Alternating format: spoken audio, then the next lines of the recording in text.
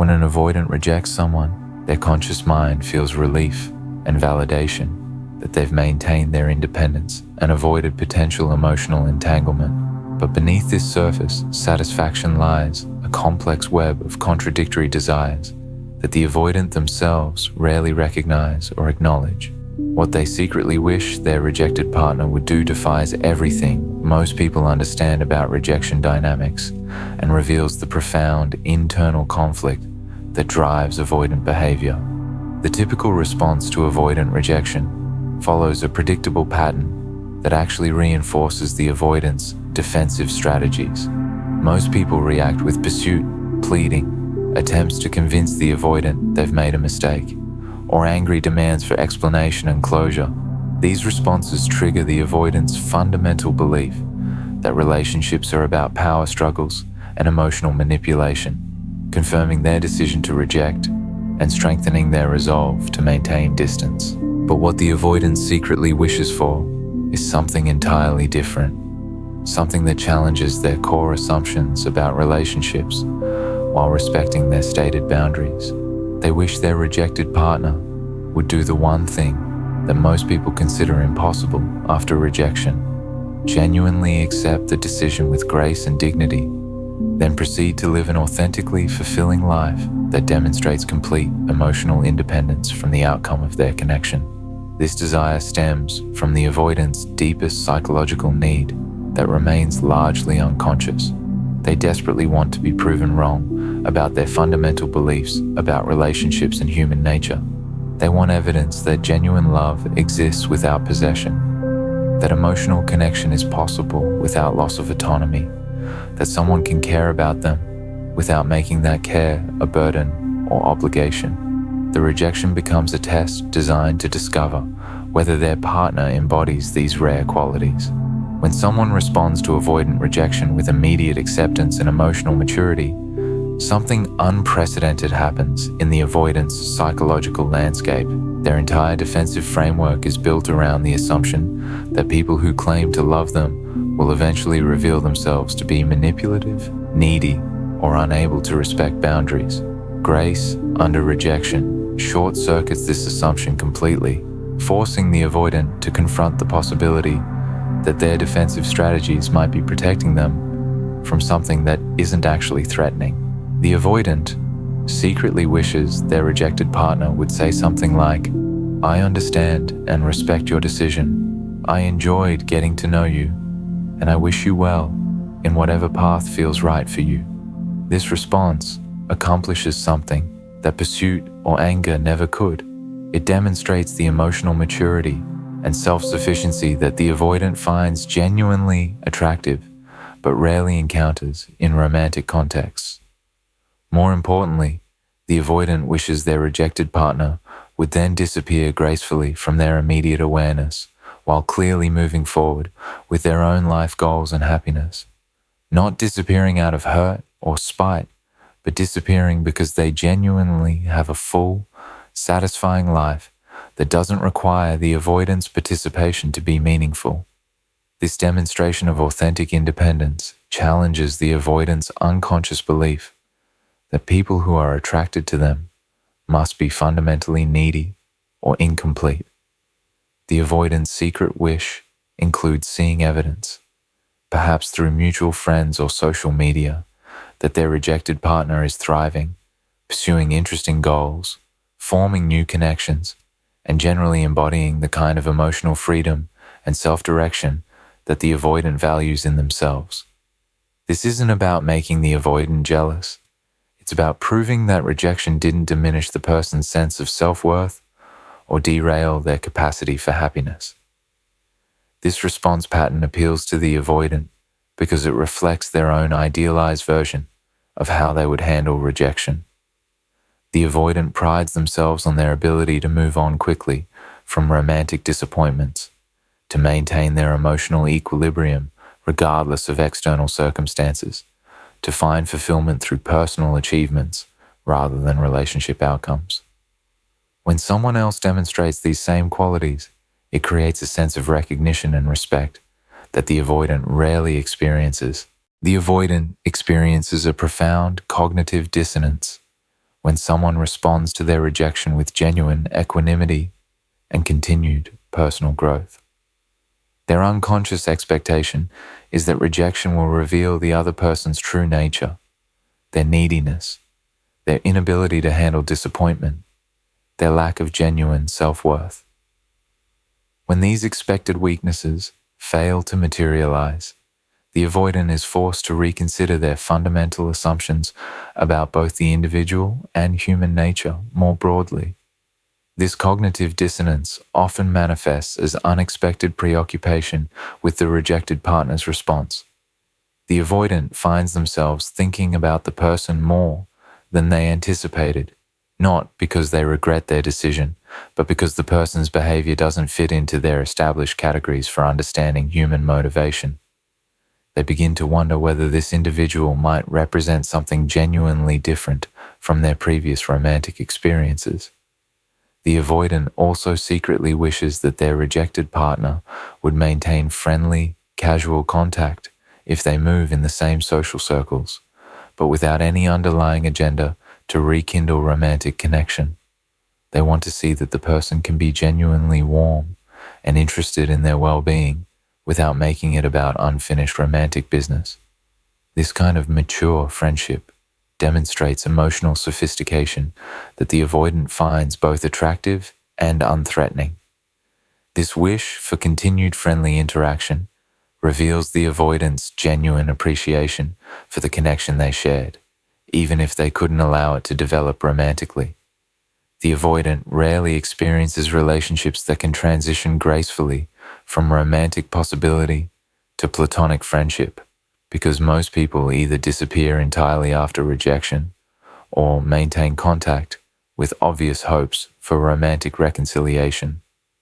The person who can navigate this transition authentically demonstrates rare emotional intelligence.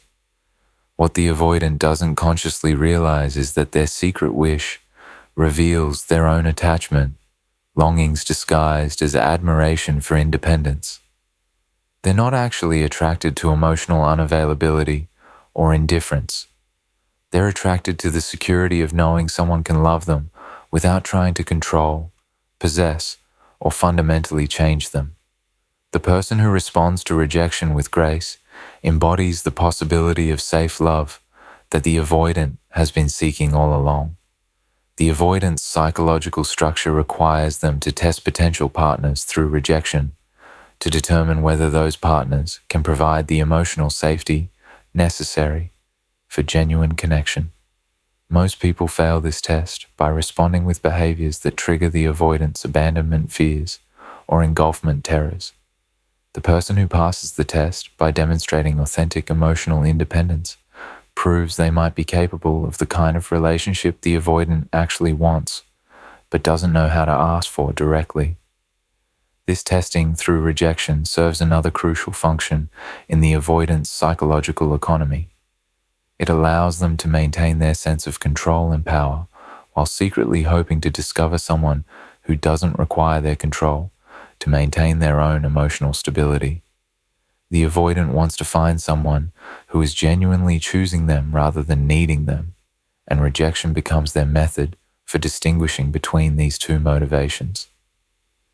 The avoidant's deepest fear is becoming responsible for someone else's emotional well-being, and their rejection often functions as a preemptive strike against this possibility.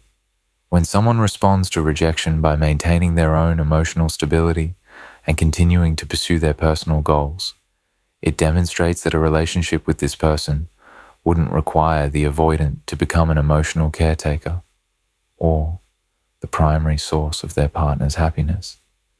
The avoidant also secretly wishes that their rejected partner would learn and grow from the experience in ways that make them more emotionally mature and self-aware.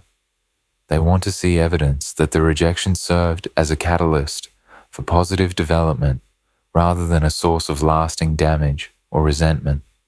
This wish stems from the avoidant's unconscious desire to be involved with someone who approaches relationships as opportunities for growth rather than sources of validation or security. This desire for the other person's growth reflects the avoidant's own relationship with adversity and disappointment. The avoidant typically views challenges as opportunities to prove their resilience and self-sufficiency. They respect others who demonstrate similar attitudes towards setbacks and disappointments.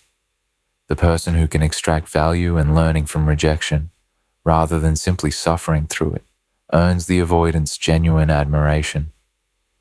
When someone responds to avoidant rejection with genuine acceptance and continued personal development, it challenges the avoidant's defensive narrative that people who are attracted to them must be fundamentally flawed or desperate.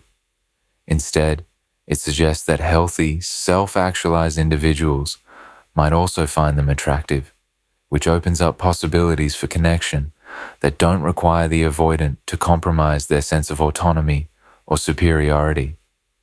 The avoidant's self-worth is often built on the foundation of being different from and superior to other people, particularly in terms of emotional regulation and independence.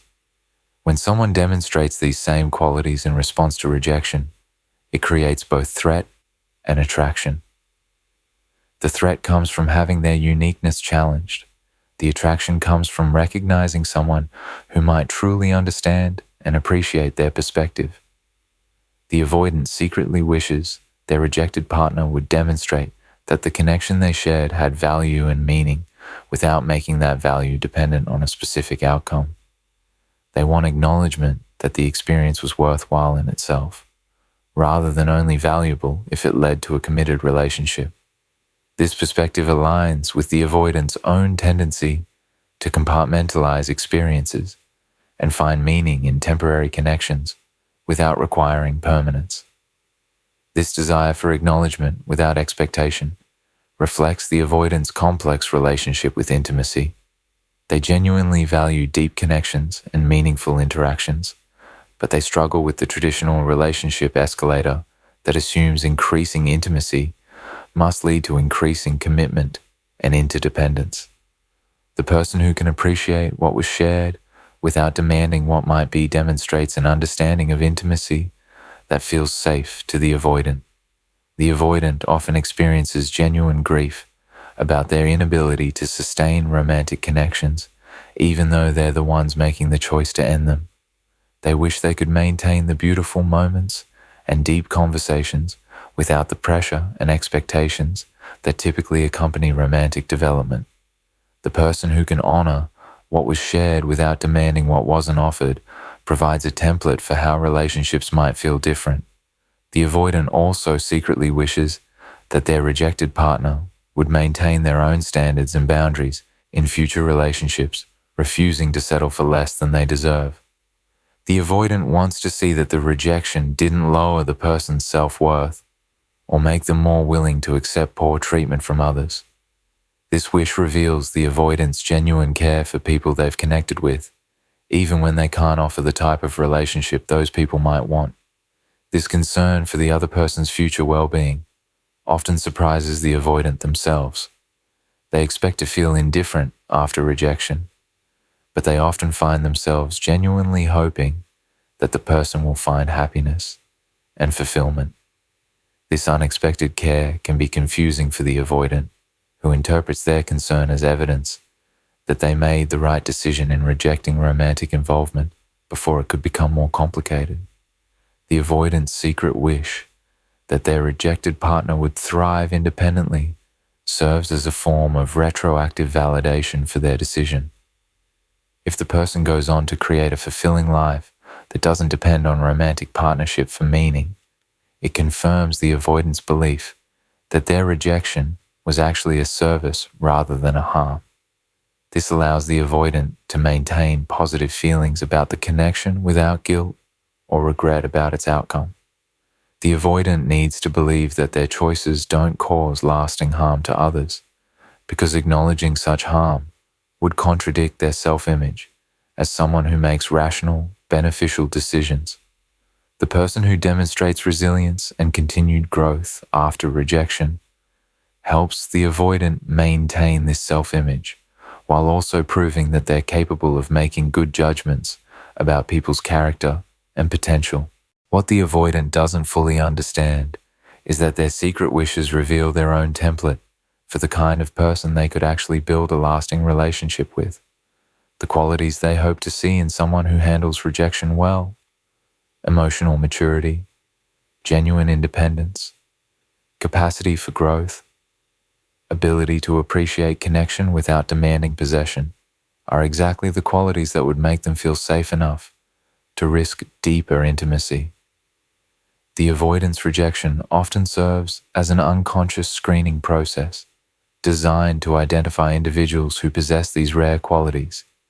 Most people reveal through their response to rejection that they don't yet have the emotional development necessary for the kind of relationship the avoidant would actually want.